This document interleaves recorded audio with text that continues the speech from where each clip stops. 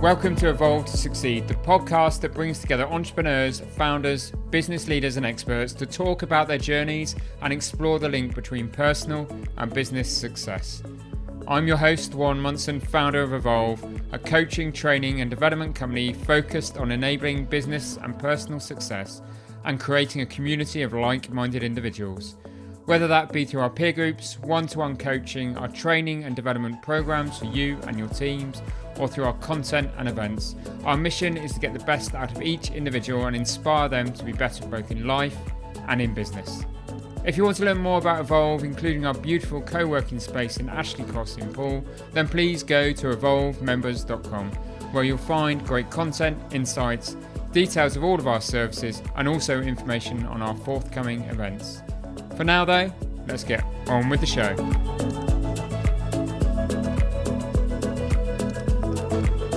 Welcome to this week's episode. Today I'm talking to Denis Oakley, founder of Denis Oakley Co, which provides innovative business models, strategies and mentorship to give startups a better chance of success.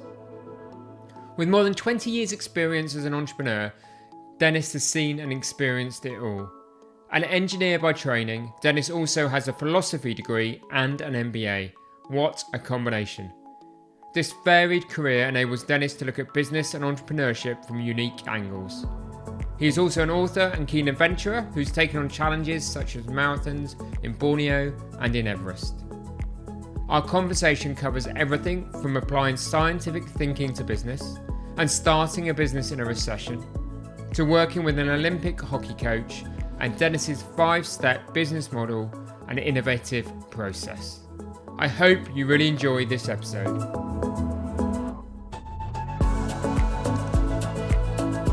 Hello Denis, welcome to the Evolve to Succeed podcast. Hi Warren, thanks very much for having me here. Yeah, it's going to be great to have you on the podcast. There's so much we're going to talk about today, particularly around disruption, the industries that are being disrupted, and kind of how business models need to change as a result, and what you do to help businesses and startups in that process. But again, I suppose to put something in context for our listeners, tell our listeners a little bit about yourself, Denis, and your background, please.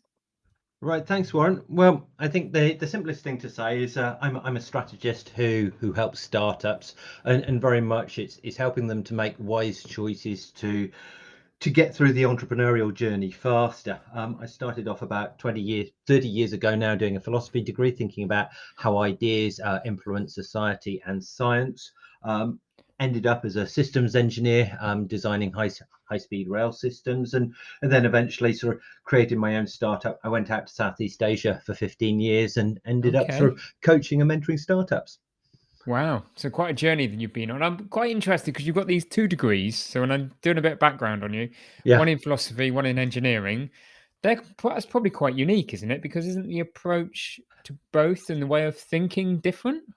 Yes and no. I mean, the tradition of philosophy that I was taught, analytic philosophy, it's very logic driven. Okay, so that's very similar to the engineering world then. Yeah, exactly. And I think the difference is that you can apply the logic to absolutely anything rather than just electronics or mechanical engineering or what have you. And it's a very useful tool. Yeah, okay. And having done that degree in philosophy and now doing what you do, how do you think that's influenced your approach to both business and life and your own perspectives? Wow, there's a lot to unpack there.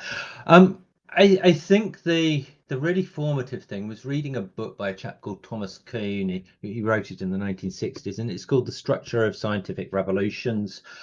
And it really talks about how societies reject ideas, adopt ideas, and when they've got problems with how the world is working, how they change from one set of ideas to another. Kuhn was talking very much about science, and I've been applying it to business in a less academic sense ever since. And that really thinking about ideas as being malleable, changeable, and the entrepreneur being able to play with them has driven a lot of the thinking that I've done over the last 10 or 15 years. Fantastic. And that's quite interesting, isn't it? That piece around, I suppose, the transfer from having academic knowledge or study and bringing it into the real world. That's a skill in itself, isn't it, Denis? I think so. I mean, an awful lot of people say, "Oh, you don't need an MBA to be an entrepreneur." And to be honest, I did one of the best MBAs in the world, and it was great if you were a middle manager at a large Yeah. corporate.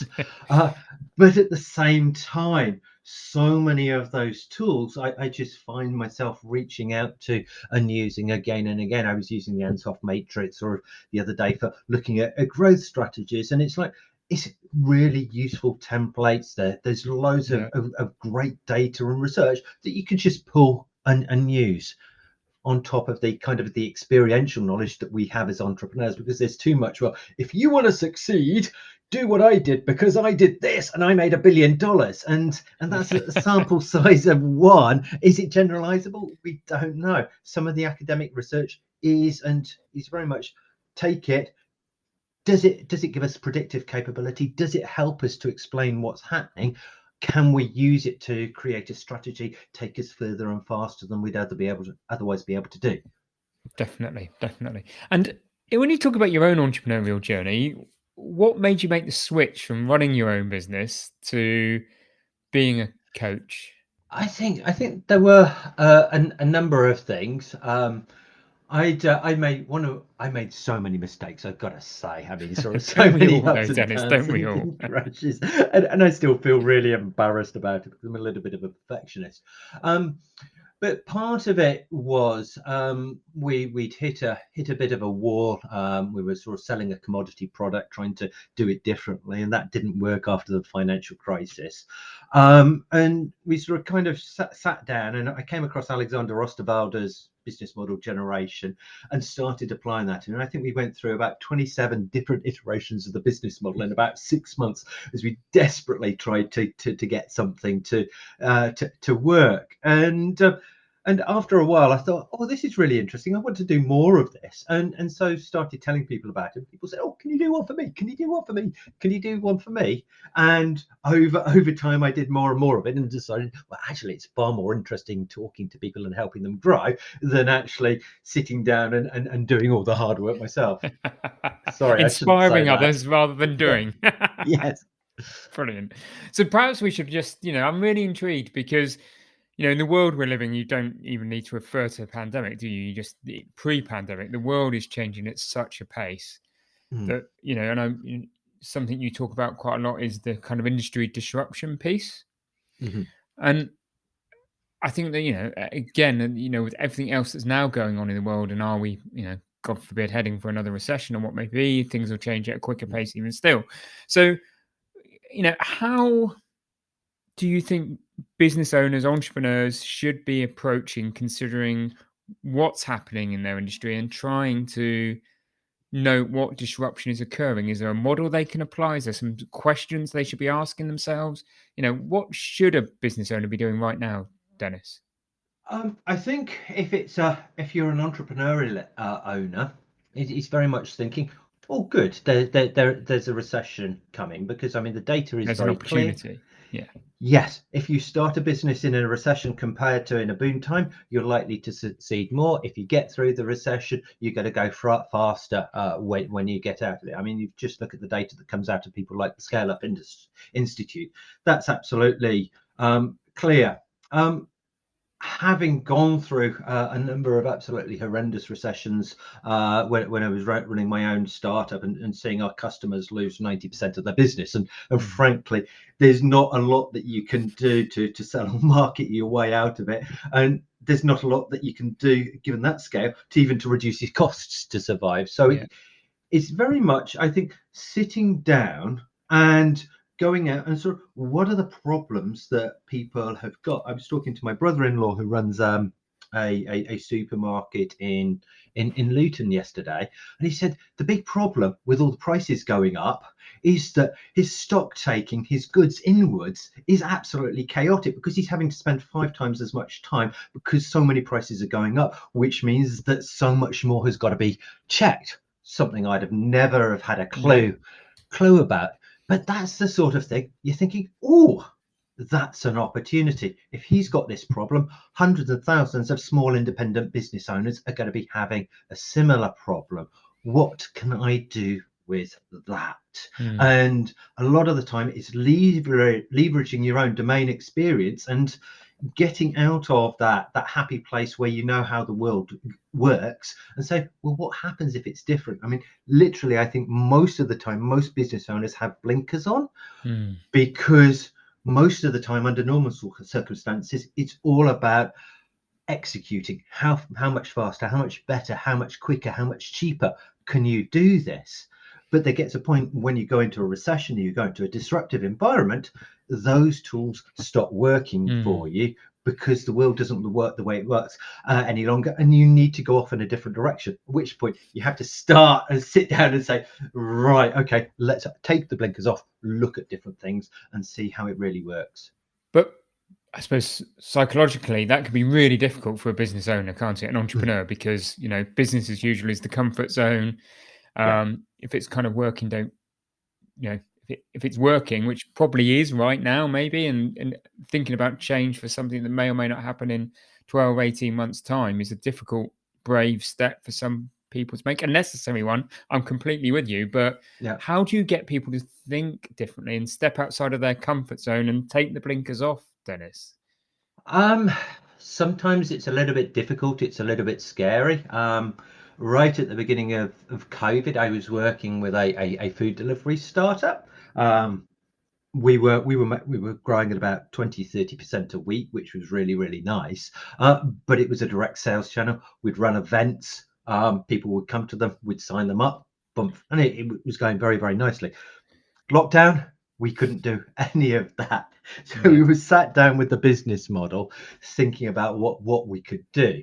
And I started asking stupid questions. I said, one of them was, well, what happens if we give the food away for free?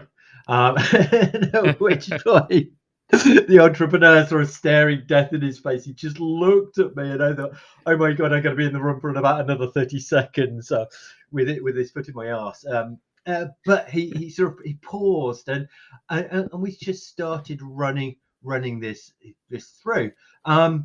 And what we did is we tweaked the business model. We gave all the food away to hospitals, yeah, and we got people to pay us to make the food, to give it away to all the front lines, medical staff, yeah, and that's what we did, and we increased sales massively, yeah, and we gave away literally tens, if not hundreds of thousands of meals. And it was absolutely massive, and the startup sort of went up and up, and so it's having the confidence in yourself as an entrepreneur to sort of say, well, yes, my idea has been good so far, but let's step back. And there's always this big challenge, because entrepreneurs love the idea of what they're Mm. doing, but really we're out there to solve problems. And a lot of the very early stage entrepreneurs I work with, you've got to persuade them, say, drop the idea. It's the diving board. You come up to the top of the diving board, you jump off.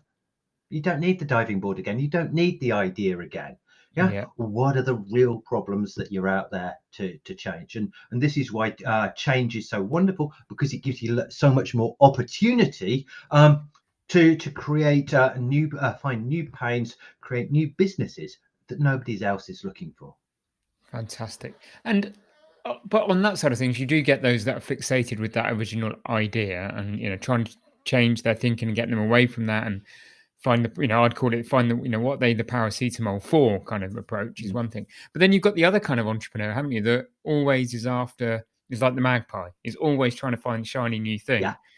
And therefore, how do you manage them? Because they're the kind of epitome of, perhaps that example you've chose. How Mm. do you manage them to be perhaps more methodical and follow a process? Um, I asked my the business school where I did my MBA whether I could be a mentor, and I went through the mentoring, and it's all they said, you've got to be very non-directive, Dennis. You've got to help ask people. You've got to encourage them to think things through. And frankly, that was just a whole load of bollocks. It doesn't work for entrepreneurship. It might work for people in a big companies, but broadly speaking, when entrepreneurs and founders hire me as a mentor, they're hiring me and I guess you for your experience. And Mm. sometimes you just say, no, that's a bloody shit idea. You don't Yeah. want to be doing that. You have not got the resources to do that. You have to make a choice. And part of, I think, the value that you and I bring, and the lessons that entrepreneurs need to learn, is what am I going to choose not to do? What do Yeah. I choose to leave Stop behind? doing, trying to do everything. Yeah. The biggest Yeah, decision is what am I not going to do? Yeah. yeah. And it's that simple. You keep them focused, and sometimes the bluntness says, Dennis, I don't think you're a fit, and that's perfectly okay, because I want to work with the people who are going to really focus themselves on creating change in the world, moving forward. And there's a lot of ego in it. I've got just as much as anybody else. Yeah. But are we in it to make our egos feel good, or are we in it to make change in the world? And so, as much as possible, everything should be evidence based, which is scary. It is. And you've mentioned the word there many times, change. So how do you help clients go through that change management process? Because one of the things is, making them be more innovative, make them think about their business model, accepting they need to change. You're working with the owner or the entrepreneur, they come up with the idea, but then actually the implementation itself and that change management process internally, if they've got a team, is a difficult stage. So any words of wisdom and advice that you would give? I'm not a brilliant change management person. I mean, I really focus on strategy rather than Okay. all the leadership.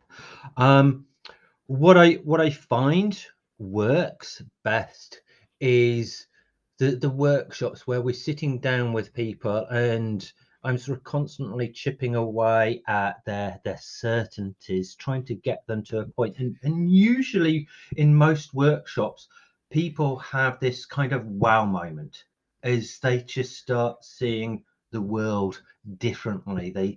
I remember I was working with a non-governmental organisation. They were sort of one of these regional investment or authorities, and they always thought that their customers were the people who were bringing FDI into foreign direct investment into the country. And I said, Mm. well, what happens if we flip it around and we see the government, yeah, as the customer, and your whole raison d'etre is to be increasing the number of jobs? What happens if we build a business around like that? And reframing our obvious reality in a totally different way is very effective at getting rid of Mm. the blinkers. And when they start seeing it, then for a while they're free. It's a little bit like the butterflies coming out of the chrysalis with very damp Yeah. wings. For a while they're flexible and they can do anything, and then it sort of hardens up. But hopefully in that period you've managed to help them see enough of the world in a different light, Yeah. that it's going to be very cool. Must be really liberating when you do, enable a client and a customer to put a different lens on and see the world or see their business slightly differently. And have you got any particular success stories? Maybe some stories that maybe some of our listeners can learn from, Dennis. I think I've given you a sort of a couple of them. I mean, the startup sort of going out and sort of just really seeing the world differently. I was working also with a wonderful coach, Andrew Silito. He led the UK men's, I think, hockey team to a gold Olympic medal a few years ago, and we sat down, I think, 2 or 3 years ago, thinking about how he could develop his leadership coaching business. And we looked at a lot of the other recruitment leadership companies were doing. We looked at what Seth Godin was doing with Akimbo. We looked at I think Vishen Lakhani was doing with Mind Valley, Yeah. trying to find different business models where he could go in. And so a lot of it was really thinking, well, okay, there are a lot of people going out there with very hard sales, very marketing focused Yeah. approaches. How do we do something really, really quite different? And the result that we ended up with is he's got a lot of I think we call them masterminds as a quick way of where the people on the courses are training the people on the courses, which really massively changes the resource base, and also a huge amount of word of mouth. Yeah. And that's been hugely successful. Fantastic. And well, I'm also interested in kind of some of the trends that are out there and how, somebody coming into some of those markets would disrupt, Dennis. Because, we've gone from maybe 5 to 10 years ago, everything was pay as you go.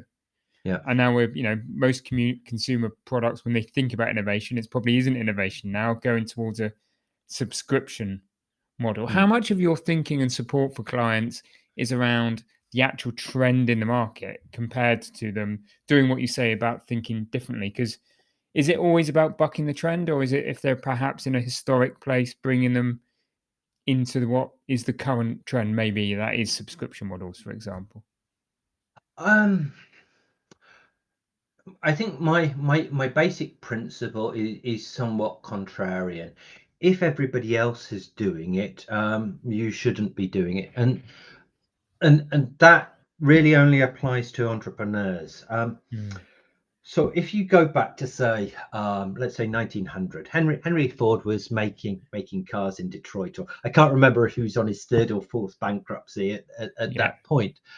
But he didn't just have 30 competitors making cars out there. I mean, when I was growing up, there were sort of 4 or 5 car companies in the US. It wasn't 300. There were about 1,300 other car manufacturers in the US. Mm. And so you haven't just got to get in there and get the opportunity, but you've got to go in there and wipe out all the other buggers who are sort of really sort of trying to achieve the same opportunity as you have. And there's a life cycle in business models. It's basically an S-shaped curve and that plateaus at the top and then goes down. And you've got an opportunity to come up with new business models and be doing something quite different right at the beginning of the life cycle before people know Yeah. what Before works. they know what they want. Yeah. Yeah.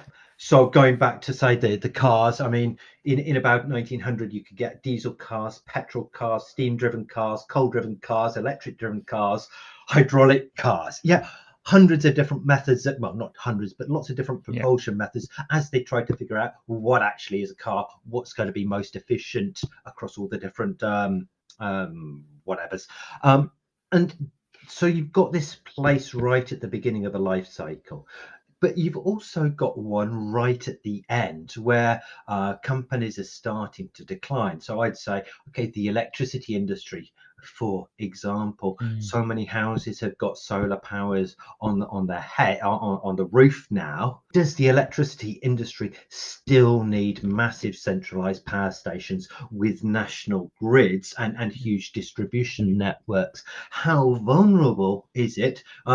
If we sort of chuck superconductors into the mix, or massive batteries inside houses, a la Elon Musk, and power cells on roofs, what's that going to change? How's that going to change that industry? And these are the things that you need to start looking for. And this comes back to Thomas Kuhn. Yeah, what you're looking for as a businessman are the anomalies. What are the things that are odd about your industry that people just take as truth? But if you Yeah. step back a bit, that's a bit bloody weird. Yeah. So let's go into that and go into that. And do you have people come to you thinking, look, I want to start a business and I want to find an industry to disrupt? Or do most people come to you with a thought, an idea, or an industry that they want to work in? Most people come to me too late, honestly. They Okay. So come. where they're more at the top of the curve, are they, do you think, in a business Um, model cycle? they one of the biggest mistakes that the entrepreneurs make is they go out and they spend a grand or 100 grand or £1 million on a piece of software or a prototype, Yeah. and nobody wants it. Yeah. And it's a fucking disaster. Pardon my French. It really is, and it's soul destroying. Yeah. But I had somebody come to me this morning, and it looked like he should be going into education technology, and he said, "Dennis, I'm looking for some really good business models that I can apply to my industry." And I said, forget about your ideas, forget about that. Just go out, talk to 30 or 40 people in that in the market that you want to serve, who you'd love as customers, and say, what are the problems that you've got? Yeah. Yeah. and then come back to me with a bunch of problems, and then we got a reasonably, no, pretty damn good process that sort of, okay, takes these problems, helps you work out what a good value proposition is going to be, go out and test that value proposition, sees if it's going to work, and you've then got, that people are going to be buying your stuff before you've spent even £1,000 on Yeah. software or a website. It totally de-risks the whole thing, and this Yeah. is where you really have to go. But that enthusiasm of the entrepreneur, it's an easy mistake to make, isn't it? Because the enthusiasm is there. It comes back to having an idea and not a business model. So they have the idea and they plow their seed capital, the money they've saved or whatever investment they can get from friends or family or, God forbid, bank debt into building their idea and Yeah. then think about the business model. And that's the mistake, isn't it? Oh, for sure. I remember one chap, he came to me and he says, Dennis, I have this absolutely amazing idea. I'm going to put flexible video screens on people's t-shirts. Yeah. And we are going to, basically, people will walk around with these adverts on them. They're going to make money. The brands are going to make money and everybody's going to be happy. And I mean, it's like, right. Okay. Okay. How much, how much is it going to cost you to do this? And he said, well, I'm looking for about 3 or 4 million quid to do the research and manufacturing. I said, right, okay. And I got my iPad and I cut a hole in a t-shirt, put the iPad in, got some sticky tape, got a Coca-Cola advert, and went out onto the metro system, and I got somebody watching everybody who was watching, seeing how many eyes looked at my chest, and then Yeah. somebody else was counting the amount of time. Nobody looked, nobody cared, and the evidence was absolutely massive that this was a Yeah. bad idea from the start. And it's, how can you test your ideas with $5 or $10 or $20 in an afternoon before you go out? You put all this time into it, and then you just ruin your life, ruin your relationship with friends, lose so much money that you've Yeah. saved up. And it's the time thing, isn't it? If Yeah. you're on a journey and you're hungry to succeed, then you've got to focus your time on the right things and not the missed opportunities or the opportunity.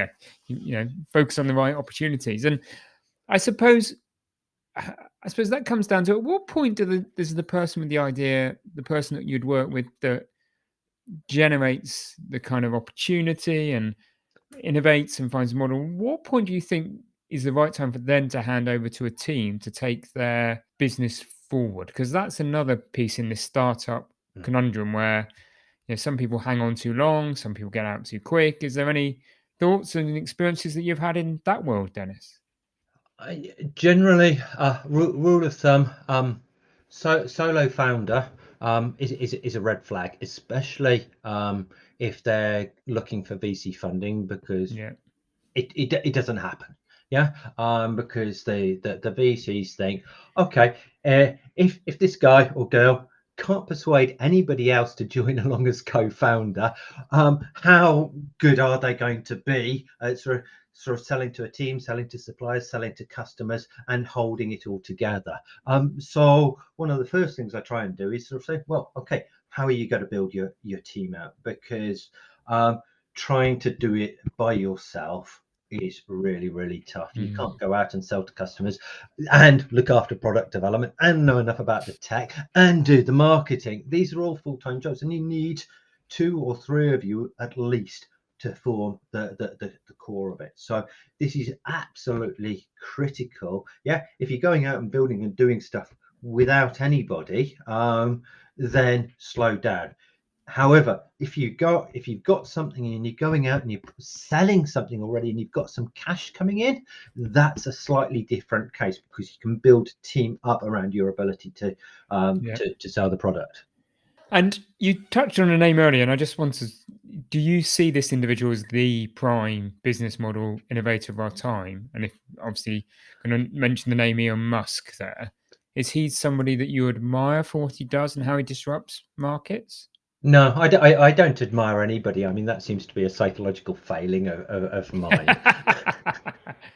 I've tried really hard to find heroes. I've never managed to do it. I do really enjoy the elegance of what he's done. I remember sort of talking to somebody who's in the German car retail or car distribution industry a while back, and they were sort of just basically showing that what Elon's done, it was just margins were going down year after year after year in the wholesalers, and they were getting out of the market. And it was just like, this is beautiful. The way that you're constructing a business model, yeah, and it's helping you make more sales, it's helping you grow your business, and at the same time, it's helping everybody rip their businesses apart. I've got a lot of inspiration from that, and I think this is what people need to look at. It's the elegance of the design, it's the power of the strategy rather than the hero worship, which doesn't really help you as an entrepreneur create your own business, because you are not Elon Musk. You're not going to be Elon Musk, even if you do everything that he does in his biography. Yeah. But think about how he does it, learn the rules, and then try and twist the rules, come up with your own twist. Because if you look at, say, Napoleon, brilliant innovator in military strategy. By the end of his career, everybody else had figured out how he was doing it and was beating him at his own game. So Elon can figure it out. You can copy it and make it better, because we're all just dwarves standing on the shoulders of giants. That's what gives us all hope. Fantastic. And as we sort of, I've got some things that other things I want to talk to you about, but as we wrap up that piece of the kind of conversation around business model innovation, and I think we've touched on it during the course of that 20-minute, half-hour conversation, but you've got a free ebook that details your process. But just for our listeners, could you just highlight the 5-step business model innovation process that you would suggest they go through? Sure. So I'm unlike most people. I don't really give a monkeys about your product. That is not that important. It's all about the context and how you are positioning yourself. So the first thing that you go and do is go out and look at all the other people in the market, and specifically, you're not doing the old boring SWOT and pestle, etc. You're looking at their business models. Yeah. What is the business model of the big people in the market? The different types, and typically you'll find 4 to 5. You might want to look at a couple of up and coming entrepreneurial businesses who are coming in, right? And it's these business models that you're fundamentally fighting back. So that gives you the first stage. Draw them all out, try and figure out the strengths and weaknesses of each business model, how it works.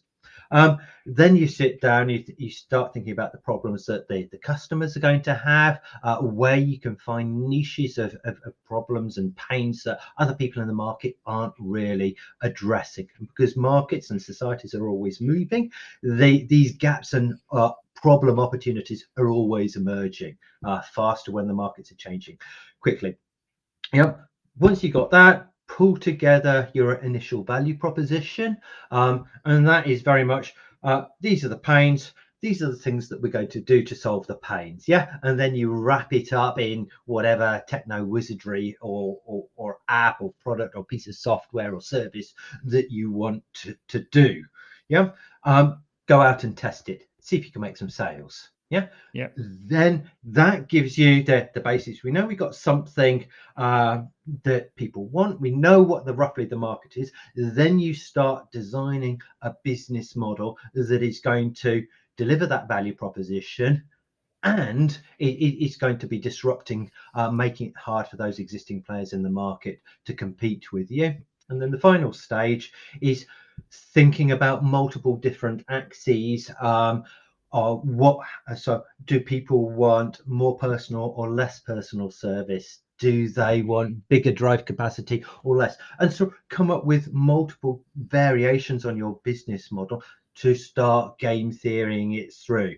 So if I do this, what's likely to be the response? How will people react to me? Have I got a reasonable chance of surviving? And this process, it's not what most startups do, but it then positions you much better in this sort of very crowded market, because every startup has hundreds, if not thousands, of competitors. Positions you much better to start wiping them out, and that's what you've got to do to survive.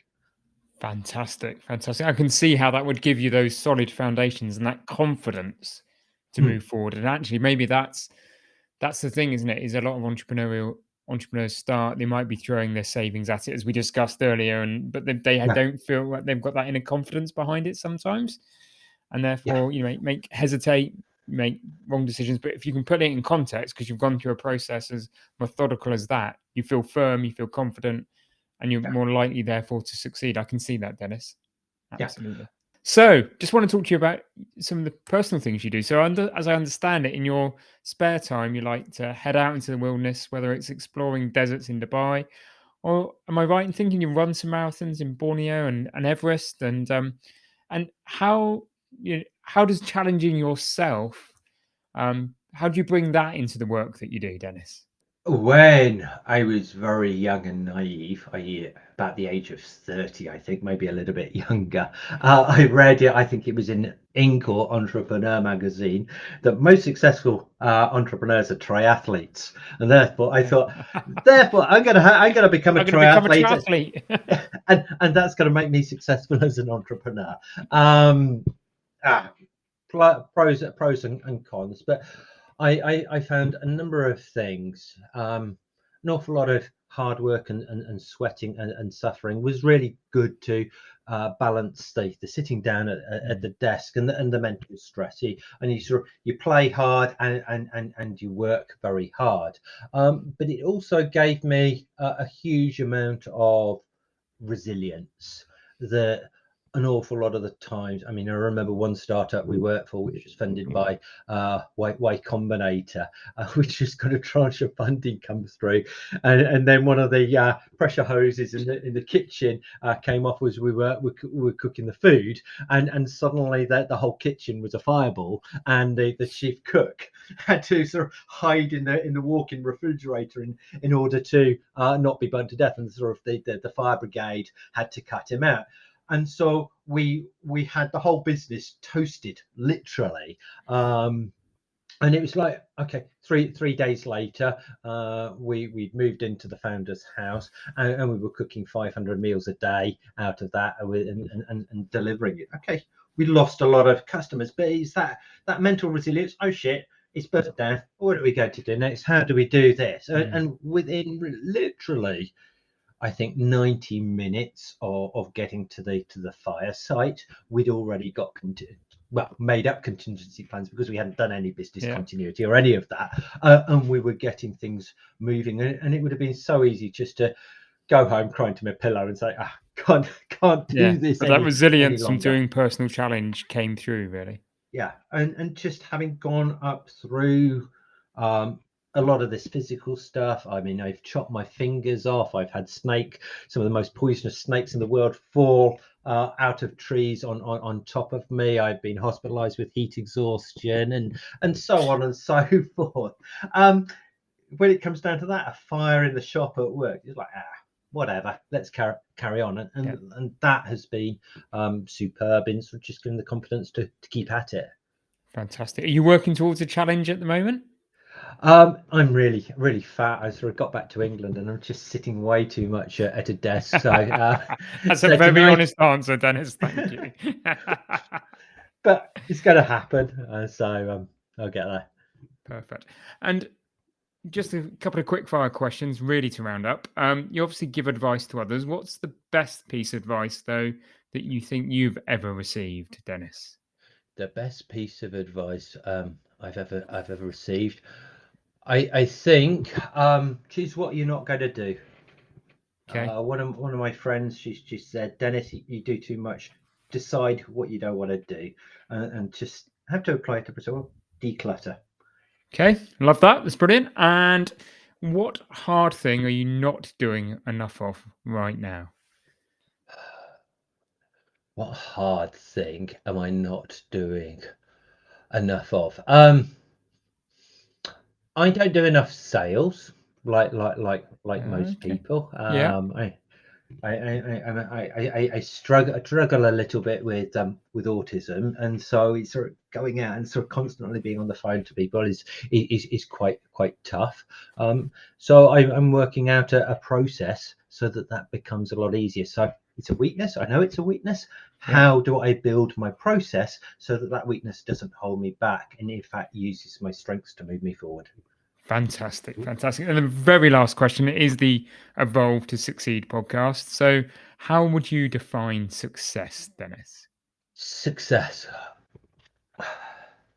I think being authentic and totally comfortable in yourself and being able to live a life where you don't have to make too many compromises that destroy your soul. Oh, I love that answer. I love that. Yeah. Be authentic. Don't make choices that destroy your soul. What a great way to end this conversation, Deniss. If people want to learn more about you, more about the consultancy and everything that you do, where can they go? They head across to Denis-Oakley.com, Dennis with one N, or find me on LinkedIn, and you can just put in Denis Oakley Innovation and you should find me, and you can send me a DM from either. Thank you, Deniss. I've loved having you as a guest on the Evolve to Succeed podcast. Thank you very much, Warren. I've really enjoyed it. It's absolutely brilliant.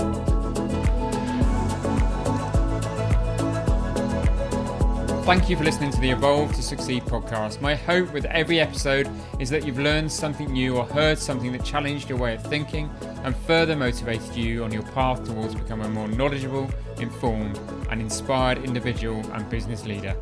If you enjoyed this episode, then please help us by rating, reviewing, and subscribing. We really value your feedback and would love to have you along for future episodes. And please don't forget to learn more about Evolve by going to evolvemembers.com.